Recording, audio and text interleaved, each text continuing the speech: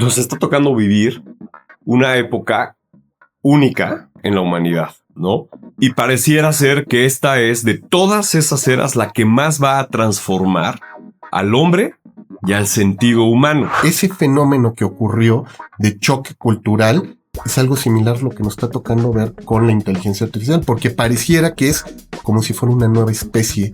Es decir, ya empezamos a hablar algunas personas como habla GPT. Es decir, la inteligencia artificial está siendo una aplanadora cognitiva también. El problema es que ya no tenemos miradas complejas del mundo. Exacto. Estamos empezando a tener miradas simplistas, sintácticas. Haz un resumen de la Quinta Sinfonía de Beethoven. Exacto. No hay manera. No, todo. Va a cambiar todo. O sea, todo lo que hoy entendemos como las democracias y las izquierdas y las derechas que hoy están jugando vencidas como nunca. Este autor Roger Silverton, un culturalista, que lo que dice es que hoy las tecnologías son domesticables, pero la pregunta es, ¿quién está domesticando a quién? Esto es Comunicación 5.0, la rebelión del sentido humano.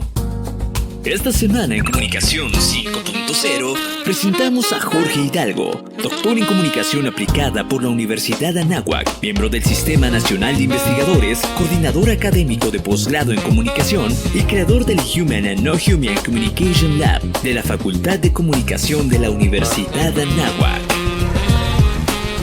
¿Qué tal? Estamos en Comunicación 5.0 y hoy tenemos de nuevo a Jorge Hidalgo. Bienvenido, Jorge. Un gusto, Josu, estar aquí con toda tu audiencia. A ver, ¿qué hace casi un año que tuvimos? Yo creo que sí, más o menos hace como un año fue cuando tuvimos la oportunidad. De hecho, fue el primer programa, aquí. Jorge. Segundo programa. Así es. Pues muy bien, ahora inauguramos temporada otra vez contigo. Y la idea, George, es... Vamos a empezar como me gustan, poniendo un poco de contexto. Háblanos un poco qué es el Human and Non-Human Communication Lab de la Facultad de Comunicación aquí en la Anáhuac, México. Claro que sí, Josu. Pues es un proyecto que nació justo de una serie de reflexiones que tuvimos justo, tú y yo, sobre cómo estaba evolucionando el campo de la comunicación en términos digitales, particularmente con la llegada de esta famosa cuarta revolución industrial, donde los temas emergentes, llámese todo lo que es Internet de las Cosas, el tema de inteligencia artificial, robotización, automatización, deep learning, toda la parte de cómputo cuántico se estaba dando. Y la pregunta que nos hicimos en ese momento era, ¿y dónde queda la condición humana en ese ámbito de lo digital? Y a partir de esas primeras reflexiones empezamos a hacernos el cuestionamiento de cómo incorporar más allá de la reflexión teórica el tema de la comunicación, la innovación y el uso de este tipo de tecnologías emergentes. Y así es como surge el Human and Non-Human Communication Lab, como un laboratorio de innovación en temas de comunicación e inteligencia artificial, donde lo que estamos haciendo prácticamente es analizar todos los fenómenos de la cultura digital, haciendo una reflexión a la luz de nuestros ejes de razón abierta y sobre todo cuestionando en esta tónica de los trans y posthumanismos nuevamente el regreso a lo que llamamos el human loop, ¿no? Entonces, al tener a la persona en el centro, pues la pregunta es cómo poder hacer innovación con todas estas tecnologías sin perder de vista los fundamentos del humanismo clásico y sobre todo cómo podríamos nosotros repensar el uso de estas tecnologías para la transformación social. Y es donde entran los ejes de discusión que traemos sobre cómo acortar brechas digitales, cómo hacer sobre todo la parte de la transformación social a partir de las grandes premisas que están marcando hoy la UNESCO en términos de los ODS, cómo poder empezar a cuestionar también el uso de la tecnología desde la comunicación responsable, ¿no? Que es otra dimensión que hemos incorporado aquí en la Facultad de Comunicación, hablando en términos de transparencia, trazabilidad, el uso responsable de la tecnología y sobre todo con factor humano. Entonces, en términos concretos, eso es lo que estamos haciendo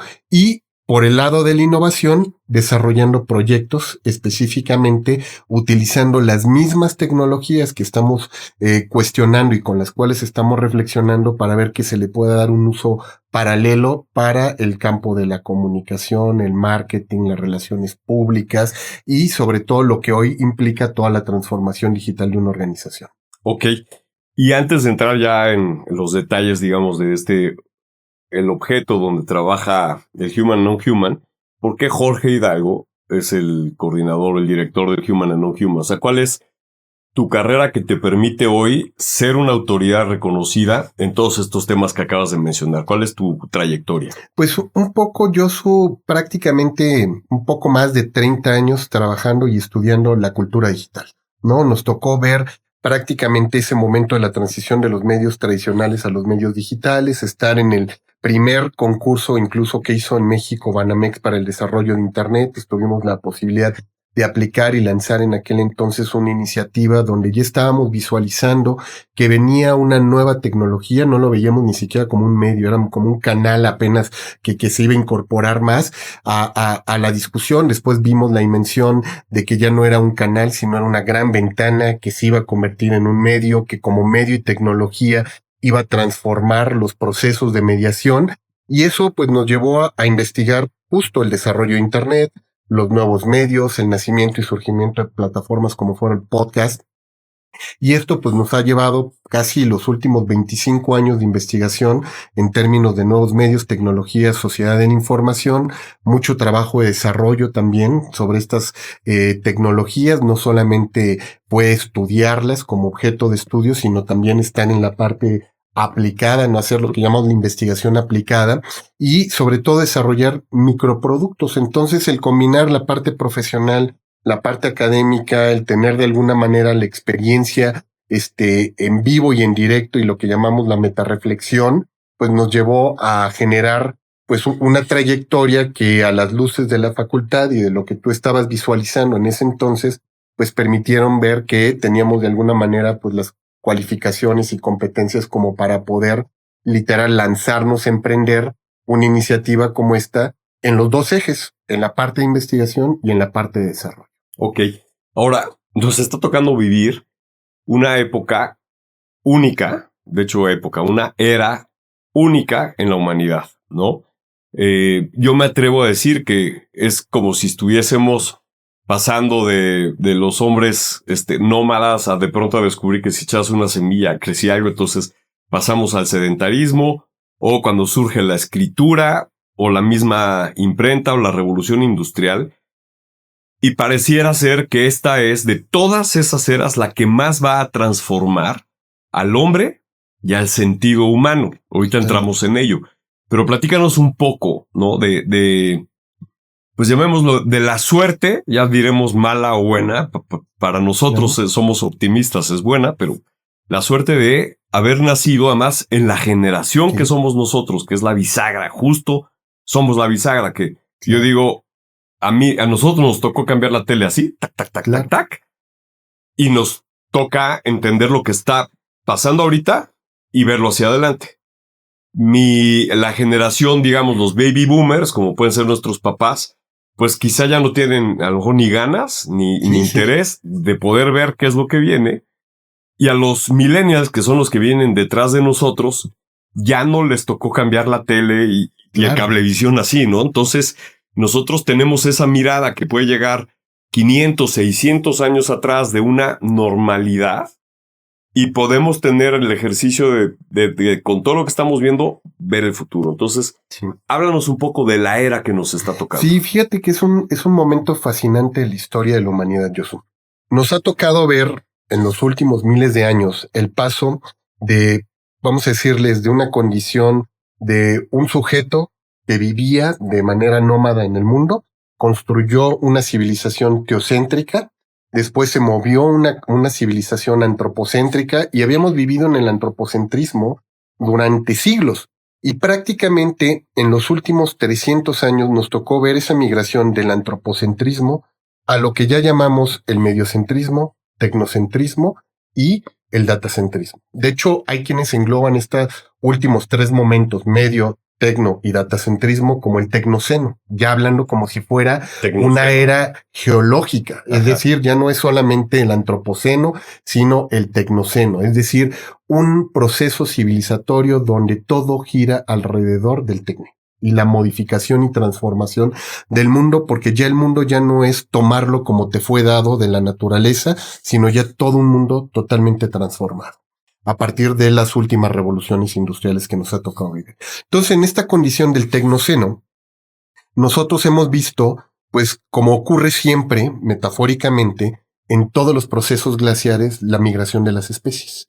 Una especie cuando se mueven los tiempos fríos y los tiempos calientes, pues ¿qué es lo que van buscando? Un lugar donde habitar, donde concentrarse, generar nuevamente el proceso civilizatorio y subsistir. Pero en esa transición y movimiento de las especies, se pierden unas y se ganan otras. Okay. Si nosotros seguimos con la misma metáfora de ese movimiento glaciar, Henry Jenkins dice que estamos entrando a la era, vamos a decir, de un cambio no climático, sino un cambio mediático, que lo empezamos a ver desde la migración de los viejos medios hacia los nuevos medios y cómo las audiencias se iban saliendo de la tele hacia los fenómenos de streaming, cómo salían de la radio tradicional y se fueron al podcast, cómo dejaron el papel impreso del periódico y se fueron a los blogs y las páginas web. Y ese movimiento pues nos dejó ver durante mucho tiempo que todo el proceso era como simplemente desplazamiento de un lugar geológico a otro, de un espacio comunicativo a otro. Sin embargo, con el surgimiento que tenemos hoy día de la inteligencia artificial, nos dimos cuenta que en la metáfora se incorpora una variable similar a la que dicen que pudo haber ocurrido entre el choque civilizatorio que se dio de el Sapiens con el Cro-Magnon.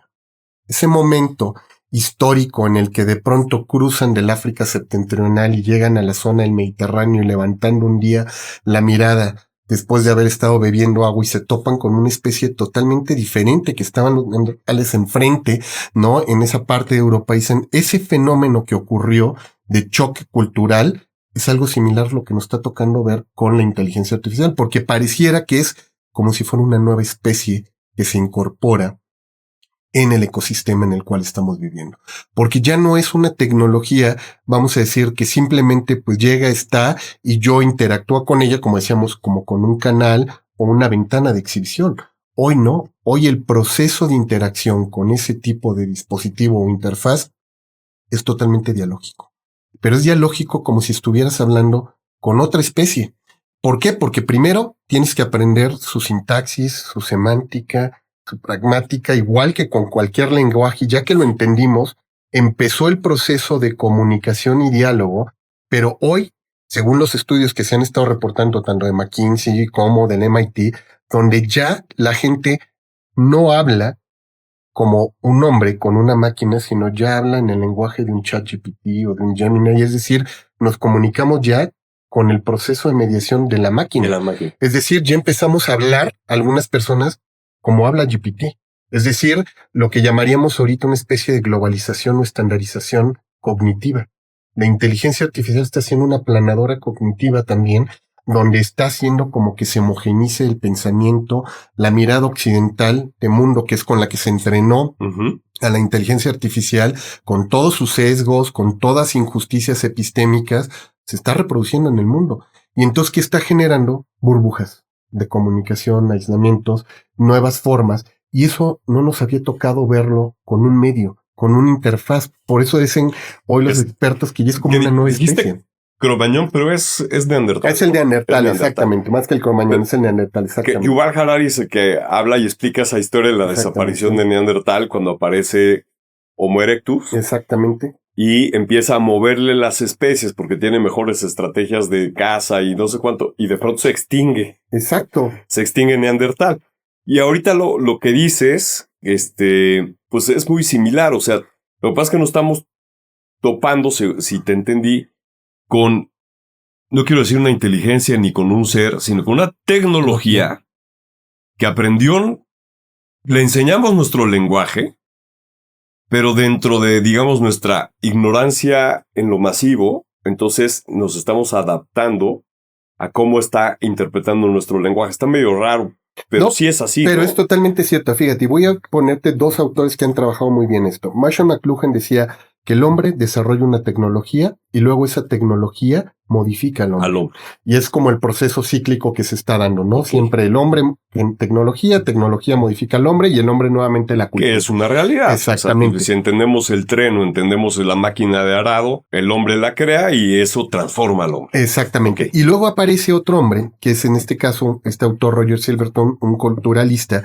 que lo que dice es que hoy las tecnologías son domesticables pero la pregunta es, ¿quién está domesticando a quién? Esa es la variable de la premisa que Roger Silverstone incorpora, porque él decía que nosotros domesticamos a la televisión y la televisión aprendió nuestras formas de hacer cultura y a partir de ahí pues lo transmitíamos la cultura en la tele, pero hoy pareciera que es la inteligencia artificial, esta interfaz comunicacional de mediación la que está reordenándonos nuestro mundo, generando una nueva mirada y la pregunta que se están haciendo es ¿quién está domesticando a quién? Y sobre todo porque ahorita pareciera que esto que decimos nosotros suena como muy de metaficción. El tema es que, porque lo vemos como muy concentrado en ciertos puntos, ciertas civilizaciones, en ciertos bloques a lo mejor de un norte global, en una, vamos a decirles ciudades como podría ser a lo mejor Japón, San Francisco, donde todo ya está tecnologizado. El problema es que este proceso de expansión de esta tecnología, la velocidad de aceleración que trae y la mecánica de evolución que tiene, mezclada con lo que decíamos, robotización, automatización, pues nos va a dejar ver que quizá el próximo año o los 2 próximos años sí vamos a empezar a convivir con otra especie, ¿no? En este caso mediática. De una especie mediática que ya va a tener otras formas de vincularse con nosotros.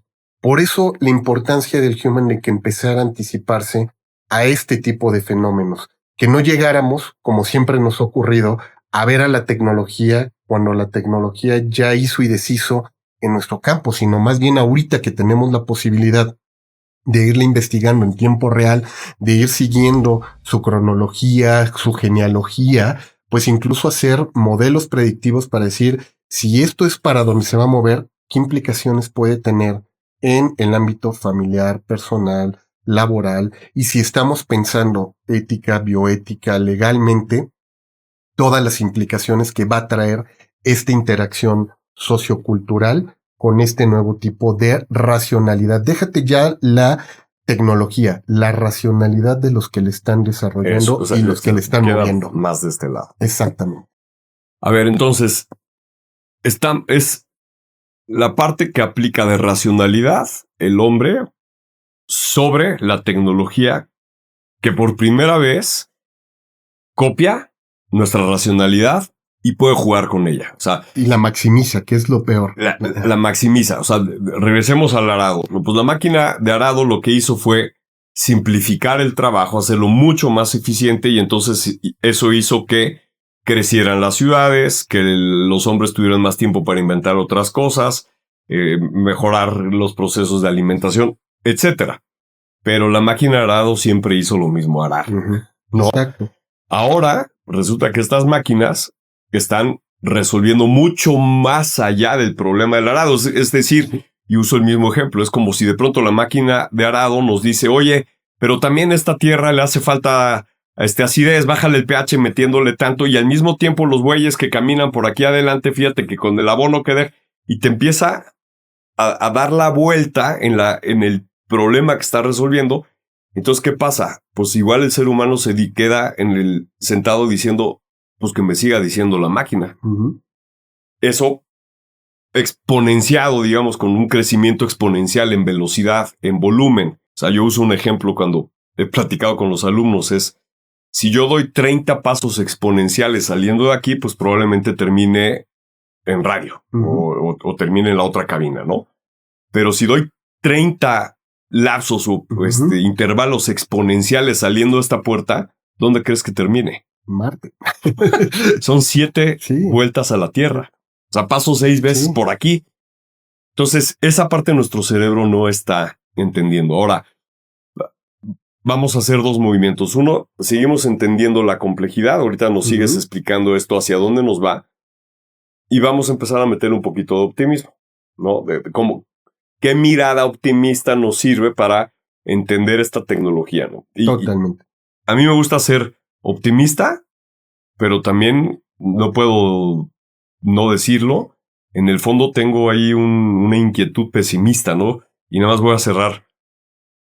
Ahora haciendo el doctorado, hubo una lectura, creo que te lo comenté, hubo una lectura y un texto escrito de una manera espectacular. O sea, Cervantes ya quisiera, casi. Y mi reflexión fue, ¿quién hoy tiene la capacidad de escribir como esto? Y sobre todo la tendencia es que cada vez menos, y tú lo acabas de decir, vamos a escribir como seres humanos de esa manera. Primero, porque no nos va a ser posible, pero luego al otro le va a ser imposible entenderlo. Claro. Entonces también ahí hay un tema de cuidadillo. Sí, y fíjate, y ahorita voy a regresar un poco a estas racionalidades que estamos viendo. Cuando inventaron la imprenta, ¿no? ¿Qué fue lo que vimos? Uno, el proceso de mecanización, automatización y sobre todo de amplificación y democratización del conocimiento. ¿Por qué? Porque ya no te tardabas años o décadas haciendo un libro. Lo podías sacar seguramente en 1, 2, 3 días, máximo una semana, y ya tenías un libro. Y al ya tener un libro en una semana, te podías dar el lujo de producir a lo mejor 100, 1000, millones de libros, y con eso hiciste que el conocimiento llegara a más personas de una manera más rápida, de una manera mecánica. Entonces, ¿qué vino y nos trajo consigo toda la primera revolución industrial? Pues esto, automatizar, mecanizar, pasar la fuerza manual, ¿no? La fuerza del hombre de física, llevársela a las máquinas y todo. Bueno, ¿qué es lo que estamos viendo que está haciendo esta nueva tecnología? Lo primero es la datificación del mundo, es decir, todo se vuelve cuantificable, medible y se puede extraer por patrones. Entonces, al ser medible, cuantificable, pues es una racionalidad totalmente computable. O sea, y esa es una racionalidad que trajo la era de la información, que es todo pensarlo en cómputo, y cuando digo cómputo es medible, verificable, evaluable. Es una racionalidad que ya está. Y tú lo ves en todo. En términos de producción, pues si tú no tienes KPIs para poder controlar, pues no estás diciéndome nada de lo que estás haciendo. Entonces, esa ya es una racionalidad que llegó. Pero ¿qué otras racionalidades llegaron con esto? La racionalidad de la síntesis. ¿Qué hace esta máquina? Comprende, abarca el mundo, lo aprende, y ya que se aprende con H del mundo, lo comprime y te da el resumen. Y es extraordinaria haciendo resúmenes de mundo. El problema es que ya no tenemos miradas complejas de mundo. Exacto. Estamos empezando a tener miradas simplistas, sintácticas. Haz un resumen de la Quinta Sinfonía de Beethoven. Exacto. No hay manera. ¿No? ¿Y qué es lo que le dicen? Pues hazlo, y ¿qué te va a encontrar? Un patrón, una huella, y te va a decir, pues sí, es con la conjunción de 15 notas que han tenido 20 variaciones, que se componen y se reestructuran y que le va a dar, pero te sintetizó algo hermoso, algo complejo, algo trascendente en 5 bullets. Esa mirada de mundo ya llegó. Pero ¿qué llegó también? Otra mirada, y tú decías hace rato, el ejemplo del arado. Llegó el arado, pero se siguió arando la tierra. Uh-huh. A lo mejor la diferencia es que ya no lo jalaba un buey, ya no lo empujaba un hombre, ahora lo mueve un tractor, pero el arado iba con el hombre y seguías arando la tierra. ¿Qué es lo que hace hoy la inteligencia artificial? Llegas y con un biosensor te identifica y te dice, esta tierra tiene la mejor condición para empezar a sembrar tomates. Oye, pero toda la vida hemos sembrado aquí frijol, maíz, no tomate. Si tú quieres tener mejor rendimiento, mayor cuantía, más ventas, más alimentación, siembra tomate. No pasa nada, siembro tomate, sí, pero incorporar una nueva especie en una zona geográfica con un tipo de tierra, estoy modificando todo el hábitat de todas las especies. El ecosistema. Y modifico toda la cuenca, todo el ecosistema, y voy a dañar no al que se la coma, porque ese se va a beneficiar con un tomate. El problema es que al conejo, al venado, al zorro, al lobo, al perro y toda la cadena se va a modificar, y al final estoy dañando el ecosistema. Ese es el problema de incorporar especies en lugares donde a lo mejor no lo estamos midiendo el impacto, vamos a decirles, tanto bioambiental y la parte humana, porque el humano de alguna manera aprendió a leer esos ciclos del tiempo, los ciclos y momentos, entendiendo que era parte del ecosistema. La inteligencia artificial dice, yo no soy parte del ecosistema, soy parte del modelo productivo. Y escuchándote esta parte, es muy buen ejemplo para entender.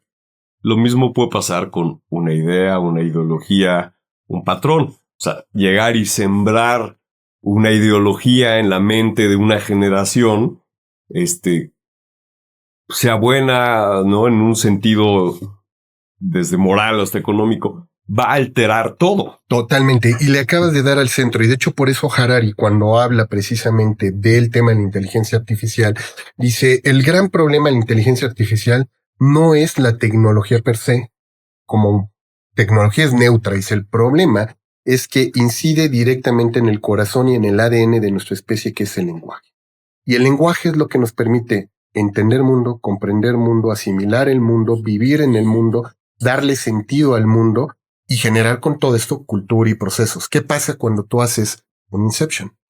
Haces una inyección de un prompt en un lugar donde no tendría que estar ese prompt, pues empiezas a generar la burbujita y puede que la burbuja de pronto haga que todo se vuelva gaseoso y de pronto el agua que era pura ya no es agua pura, es agua gaseosa, sí, y la ideología está permeada. Entonces la pregunta es si esas son las buenas o malas ideologías que queremos sustentar en este mundo, como bien lo dices. Claro, y acabas de tocar un punto que creo que pareciera que es shallow, ¿no? O sea, no profundo, pero es el punto de todo esto, que es el tema del lenguaje, ¿no? Sabemos que hay especies que se comunican. De hecho, el human and non-human en algún momento nos vamos a voltear a entender la comunicación de otras especies, como sabemos que los hongos lo hacen, los árboles lo hacen, etc.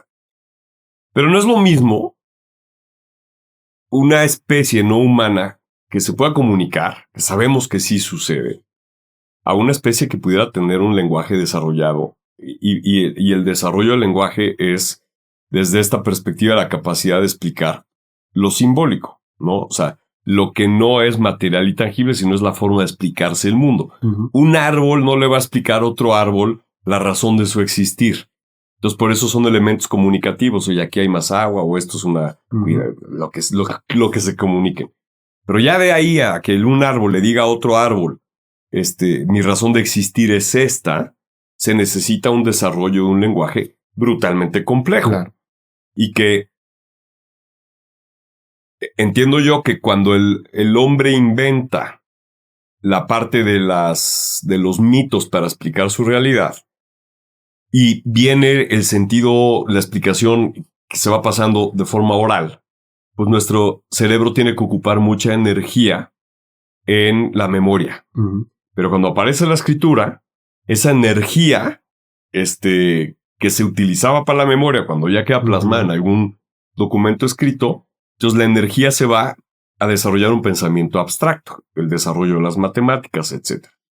Entonces, explícanos un poco esta parte de por qué hoy es tan complejo entender, no es la comunicación de las ballenas, sino es un tema que por primera vez el lenguaje del ser humano con el que se explicó su existencia está en otra entidad que no es humana. Totalmente. Y fíjate, y ahorita que mencionabas a las otras especies no humanas, ¿cuál es la característica? Como bien dices, ¿tienen comunicación? Claro que sí, se comunican entre ellas. La rata comunica a través de sus bigotes a las siguientes generaciones. Y las abejas volando en 8. Exactamente. Ahora, ¿cuál es el problema? Problema en términos científicos, ¿no? De esa forma de comunicación. Esa comunicación no es semántica, es decir, no es de sentido. Es vamos a ir de construcción y de sobrevivencia. Yo te comunico para que sepas dónde encontrar el alimento, cómo llegar a la casa, cómo sobrevivir ante el peligro. Pero no generas cultura y civilización. Que fueron, perdón, nomás ahí abro un paréntesis.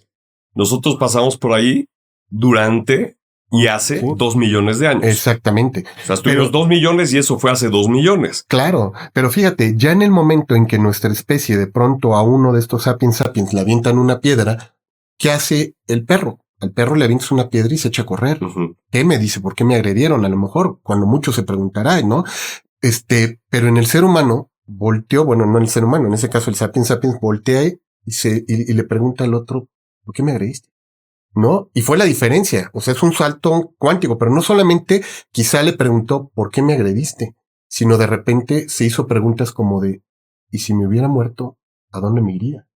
¿Y qué hubiera pasado por mí? Si me hubiera quedado herido, si pierdo la pierna, ¿quién va a alimentar a mi familia? Ese tipo de preguntas que tienen que ver con el sentido trascendente de la existencia, no se las hace, por lo menos no lo sabemos, ninguna otra especie. Ni ninguna otra especie, al hacerse esa pregunta, dijo, voy a generar un rito, una tradición, una cultura, un proceso civilizatorio, lo voy a comunicar de generación en generación a través de un papiro, de un libro, de una tablet, de una página web. No lo hicieron, solo lo hizo la nuestra. Entonces, eso que era nuestro territorio, hoy se lo hemos ido cediendo y legando a una tecnología creada por nosotros. Pero ¿cuál es el problema? Y tú hace rato decías, bueno, y si le tuviéramos que dar una mirada optimista, yo te diría, bueno, bajo ese optimismo crítico que tendríamos que tener, es hoy un momento maravilloso, regresando a las eras, porque nos está dejando ver el momento más importante para replantearnos qué significa ser humano. Por eso es un momento, decíamos, espectacular en nuestra historia, porque quizá ninguna tecnología creada, ni siquiera por nosotros, ni en nuestra convivencia con las demás especies, nos había cuestionado tanto en tan breve tiempo de qué significa ser humano. Y hoy nos lo estamos cuestionando en todos los sentidos. Si yo genero una tecnología que ya no es el arado, sino literal, se va a quedar con todo mi trabajo, ¿qué significa el trabajo en la condición humana? La pregunta de fondo es, ¿y qué significa el trabajo? Entonces preguntarme, ¿y qué voy a hacer si ya no trabajo? Pues uno diría, qué maravilla, tiempo libre. ¿Y tiempo libre para qué? No más que eso del trabajo es de la historia de toda la humanidad, es bíblico. Claro. O sea, es decir, vas a trabajar la tierra y vas a comer del fruto de tu trabajo. Claro, ¿y por qué, Josu? ¿Por qué es tan importante el trabajo? Porque en el trabajo te realizas como persona, te descubres, sabes cuáles son tus competencias, tus habilidades, tus conocimientos, tus desconocimientos. Pero no solamente es eso, generas comunidad, o sea, generas equipos, generas vínculos, relaciones, solidaridad, o sea, hay una cantidad de valores y situaciones que derivan del trabajo. Derivados del trabajo. Quítale el trabajo al hombre, ¿qué hace? Y alguien dice, pues no pasa nada, lo hago en el tiempo de ocio. ¿Pero ocio para qué? ¿Para producir más en otra cosa? A lo mejor no lo que solía hacer, o para consumir, o para rascarme la panza, estar en una hamaca. ¿Para qué quiero tiempo de ocio? Y esa es la pregunta, porque, por ejemplo, autores como Cliff Sherky, que dice que pues la más gran maravilla del tiempo de la automatización fue tener un excedente cognitivo, y dice, pues sí, yo ya no tengo que hacer tantas cosas manuales, tengo tiempo para pensar. Sí, pero al mismo tiempo piensas y produces. Pero cuando dejas de producir, porque ya no tienes la obligación de producir con un fin laboral, de llevar dinero a tu casa, cambia la racionalidad y eso te va a confrontar en tus vínculos. Hoy que sabemos que hay un gran porcentaje de personas que utilizan la inteligencia artificial para hacerle consultas personales, de coach, de terapeuta, de médico, espirituales. O sea, hoy leí en la mañana un informe precisamente que decía que un 60% de los pastores en Estados Unidos están utilizando ya ChatGPT para hacer sus sermones. Algo que era muy propio de alguien que tenía la capacidad de contemplar el mundo, reflexionar y llevar una orientación moral, hoy se la delega a una computadora, ¿no? A una interfaz tecnológica. Bueno, eso es cuestionarnos sobre nuestra condición humana. Y la maravilla de este momento es que todavía tenemos la posibilidad de decir, sí le quiero dar un pequeño giro para que siga haciendo las cosas maravillosas que puede aportar esta tecnología a la condición humana, pero no delegándole la condición humana, ¿no? Y que ese es justo lo que pretende el Human Anatomy Communication. Está muy interesante, pero vamos dándole ese ángulo positivo. O sea, creo que podemos resumir lo que hemos platicado es, existe un riesgo latente de la neandertalización de cierta parte de la humanidad, ¿no? Y eso son brechas y son gaps y no hemos hablado de ello, pero ahí están y puede ser material para un siguiente programa. Pero vamos a hablar de lo positivo, George. O sea, tú y yo hemos utilizado también la inteligencia para, ahorita lo comentaste, o sea, el que un pastor o incluso un sacerdote, me lo han dicho, que les ayuda a hacer el sermón, yo lo entiendo como decir, a ver, tienes la visión, tienes ese sentimiento y esa visión de lo que quieres comunicar a tu público, a tu audiencia o a tu, ¿cómo se dice en la iglesia? A tu feligresía. A los feligreses. Tú tienes ese sentimiento y tienes, o sea, todo quien ha estado en la labor de comunicar, yo por lo menos puedo decir, como que el cuerpo sabe la dirección que tienes que tomar y entiende el efecto que quieres generar. Y eso puede suceder en muy pocos segundos. Y luego pues te tienes que sentar a escribir y tienes que encontrar la parte poética para decirlo y que sea atractivo, etc. Y eso yo creo que es el atajo, muy positivamente como lo dijiste, que te puede dar la inteligencia artificial, ¿no? En investigación tú y yo también lo hemos hecho, de pronto decir, oye, pues me voy a sentar en el ring y voy a poner de este lado a Bartz y de este otro lado voy a poner a un experto en sociología y los voy a poner a dialogar y yo voy a estar en medio como referee y la inteligencia artificial, digamos, como la cámara aquí, tomando todo y además también haciendo esta labor de síntesis y al final, después de un par de horas de trabajo con ese diálogo, te queda una estructura bien interesante de pensamiento sobre lo que quieras pensar. Ese es el uso correcto. ¿Qué más? O sea, o qué de todo lo bueno que pueda haber, ¿no? Pensando no en estos reduccionismos de el pastor ya no piensa profundamente porque utiliza la inteligencia artificial. Me parece que ese es un reduccionismo. Totalmente. Lo que tendríamos que entender entonces es cómo sí amplifica nuestra mente, amplifica nuestra misión de mundo y, de nuevo, este espacio que yo hablo en el cerebro, en donde antes ocupábamos para procesar información que leíamos, para procesar información de los negocios, hoy está ese procesamiento a todo lo que da. Entonces, ¿qué va a pasar con la energía que nos queda liberada? Claro. Y fíjate, ahí yo creo que podríamos regresar nuevamente a este autor que tanto me fascina, que es Marshall McLuhan, ¿no? McLuhan, cuando plantea las leyes de los medios, él decía que toda tecnología siempre se lleva algo y nos trae algo. Expande algo y contrae algo. Okay. Entonces, hoy lo que estamos viendo bajo estas dos miradas, y me parece muy bueno el ejemplo que decías nuevamente del estudio que compartía de lo de los pastores, porque decías, bajo la mirada apocalíptica, inmediatamente, ¿qué hicieron estos dos estudios? Decir, redujo la capacidad del sacerdote, del pastor, y le quitó esto. Y solamente se van a uno de estos extremos. Ajá. O contrae o expande. Cuando realmente la mirada quizá hoy es la integración. O es una respiración. Exacto, es un flujo que tú lo estás diciendo. Al ser prácticamente como un bioorganismo, se va moldeando, se va modificando, se va adaptando. Pero sobre todo la idea de esta vinculación hombres-máquinas hoy día es esta condición, vamos a decirles, de estar permanentemente dialogando entre las dos como un cerebro expandido, como una inteligencia complementaria, como, vamos a decirles, un amplificador cognitivo, creativo, analítico y tal. Es decir, no solamente una tecnología que llegó y me quitó algo y me amplificó lo otro como si fuera por generación espontánea y ya tengo un cerebro más grande. No, es que se vuelve más grande mi cerebro cuando tengo dos cerebros. O sea, si tú y yo nos sentamos a dialogar, vamos a generar cosas más profundas que las que haría yo solo, claro, o tú solo, ¿no? Pero ¿qué es lo que tienes? Hoy tienes una tecnología que puede ayudarte a expandir si lo utilizas. Pero sobre todo, quizá hoy esta tecnología también lo que tiene es la posibilidad de darnos insumos, herramientas para atender lo que habíamos descuidado durante años, que es la otra edad. Es decir, hoy tenemos la posibilidad de con esta tecnología empezar a decir, ¿y si yo quisiera acabar con el tema del hambre, de la falta de agua, el problema de la migración que tenemos en muchos de nuestros países, de la falta de pobreza, la marginalidad, la violencia? ¿Podría esta tecnología ayudarme a encontrar soluciones? Sin duda. Porque tiene la capacidad de meterse y buscar las mejores respuestas que se han hecho sobre ese tema en el mundo, traértelas rápidamente, sintetizarlas y decir, ya no partes de cero. Estás partiendo del todo. Y cruzar con otra data, con otra información y encontrar patrones, o desarrollar patrones, ¿no? Exactamente. O sea, va más allá que solamente el análisis. Exacto, o sea, porque te trae conocimiento para que tú generes conocimiento nuevo, no de la nada, sino de un todo prácticamente sintetizado en el buen sentido de la palabra, decirte, te lo pongo en la mesa, lo que antes no tenías en tu mesa. ¿Qué puedes hacer con ello?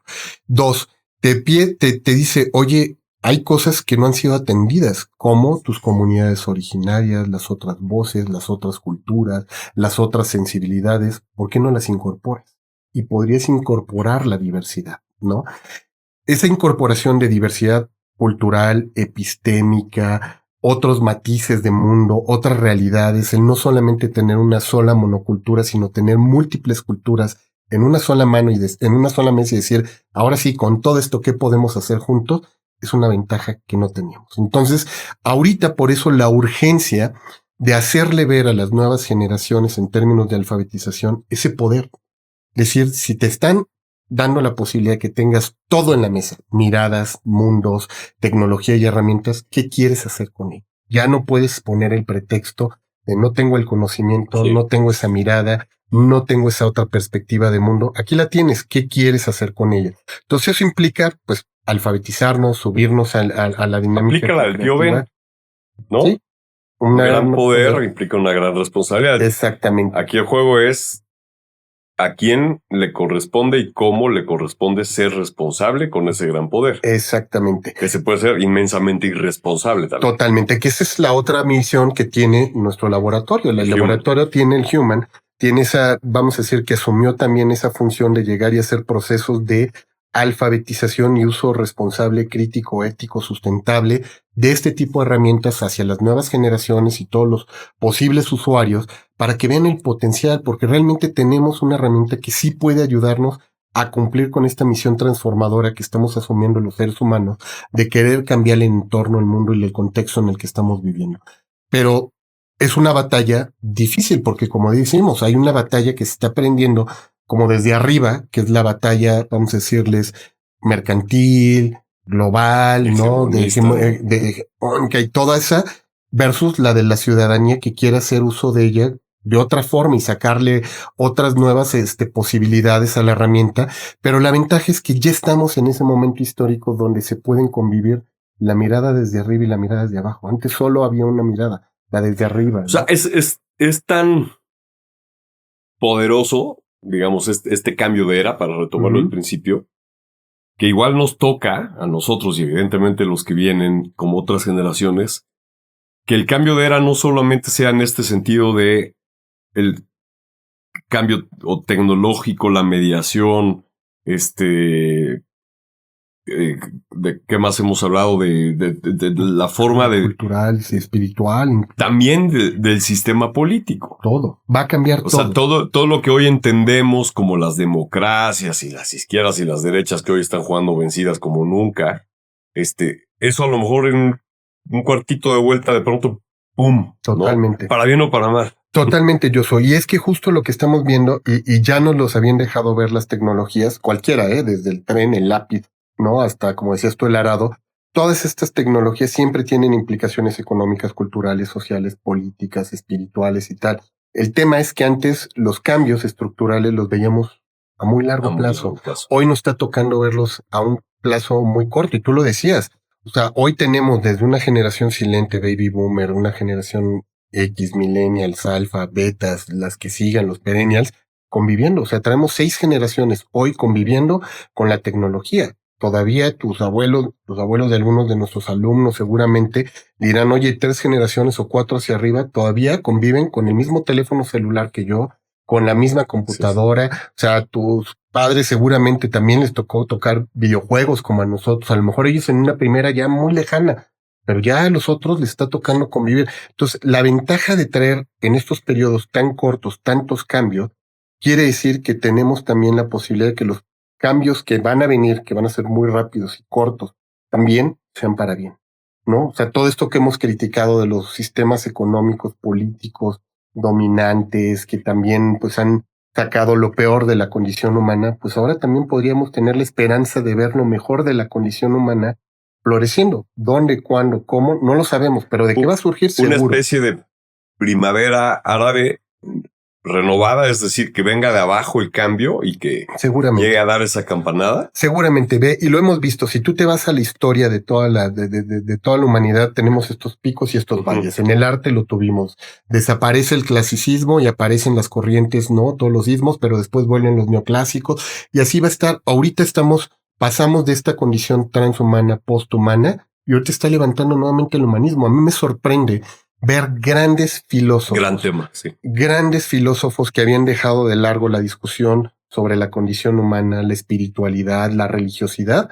Hoy, en este lapso que nos está tocando ver de los últimos 50 años, pasaron de la modernidad, la posmodernidad, la transmodernidad, hipermodernidad, a la metamodernidad, cuestionando todo, y hoy están regresando incluso. Entonces, ¿qué quiere decir? Que en este pico y valle lo vamos a volver a ver. Y seguramente vamos a tener en próximos, y ya no te digo años, posiblemente hasta en meses, empezar a ver el resurgimiento de estas nuevas fases, nuevos humanismos, ¿no?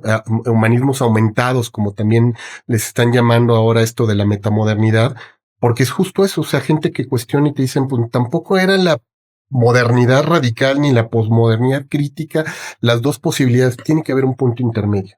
Y cada vez vamos a tender a cortar los extremos para tener quizá un punto de integración mucho más cercano a lo que realmente necesitamos como hombres y como especies y como humanidad. Y aquí, para ir cerrando, George, el Human and Non-Human Communication Lab, ¿cuál es el foco, digamos, del trabajo en la parte de investigación y en la parte aplicada para los siguientes 12 meses del siguiente año, para no irnos a más? Prácticamente, yo creo que este cambio que se está dando en la misma evolución de una tecnología como la IA, ¿no? De haberla visto surgir como un chatbot conversacional, hoy a sistemas operativos, ¿no? Que ya es una forma muy compleja, estos modos agénticos, que ya los tenemos. Entonces, quizá el próximo año vamos a estar reflexionando mucho sobre esta parte de los agentes. O sea, la transición en la propia tecnología. Sí, en la transición, porque te digo, ya es una evolución. Nuevamente, como especie, han mutado. Hoy ya no son ni siquiera agentes, ya son navegadores, ya son sistemas operativos, ya vienen como sistemas empáticos, ya vienen como sistemas complejos, porque además viene el próximo año con todo el robot social y toda la automatización social. Entonces vamos a tener que ver mucho eso. Entonces vamos a estar investigando toda esa parte, tanto en las implicaciones socioculturales, ¿no? Psicológicas, cognitivas, pero por el otro lado, también desarrollando con ellos. Estamos ahorita también desarrollando ya nosotros, no como empezamos en un principio, como robots, chatbots conversacionales, sino hoy estamos haciendo bytecoding, software, estamos generando aplicaciones complejas. Plataformas de aprendizaje para cerrar la brecha en empresas dentro de la propia universidad. Y mucha capacitación. O sea, ahorita justo lo que estamos tratando de hacer es subir a todos los, vamos a decirles, los actores posibles, llámese estudiantes, profesores, inversores, stakeholders de todas las cercanos a la universidad, para decirles, si nos subimos todos rápidamente a esta tecnología y para bien, podríamos empezar a crear cosas de manera conjunta entre empresa, gobierno, estudiantes y profesores de una manera más creativa y más visionaria. Exacto. Para cerrar, esta parte del optimismo de la que hablamos nos corresponde a las universidades llevarlo a su máxima expresión. Totalmente. El optimismo. Y siempre cerramos el programa con una pregunta. Como esta es una nueva temporada, vamos a hacer una nueva pregunta. Un libro que haya cambiado tu forma de mirar el mundo. Híjole. Me la pones muy difícil, Josu, porque yo te diría que tengo más bien muchos libros que tienen ahí. Pero si tuviera que regresar a la típica de te tienes que ir a una isla y tienes que nada más un libro. Me llevaría a Borges. ¿A Borges? A Borges. Y yo te diría el Aleph de Borges en particular. Borges, en toda su obra, hay que leerlo porque además, aunque nadie lo crea, Borges es uno de los grandes que han inspirado al mismo McLuhan. ¿Ah, sí? Sí, claro. A muchos de estos visionarios de la cultura mediática les dieron, ¿no? Insights por ahí muy profundos. De hecho, hay que leer Funes el Memorioso para entender qué pasa con la inteligencia artificial. Pero si tú no tuviera que llevarse, yo te diría, hay que llevarnos a Borges, porque además Borges trató de hacer lo que hoy está buscando un Google o una de estas plataformas como Internet, que era jalar todo el conocimiento de toda la humanidad y ponerlo en el centro para que de ahí se sigan nutriendo la misma especie. Pues mira, acabas de dar en la llaga porque Borges no está en mi biblioteca, entonces hay que ir por él. Por ello. Exacto. Pues muchísimas gracias. Fue un placer, como siempre, platicar. Gracias. Esto es Comunicación 5.0, la rebelión del sentido humano.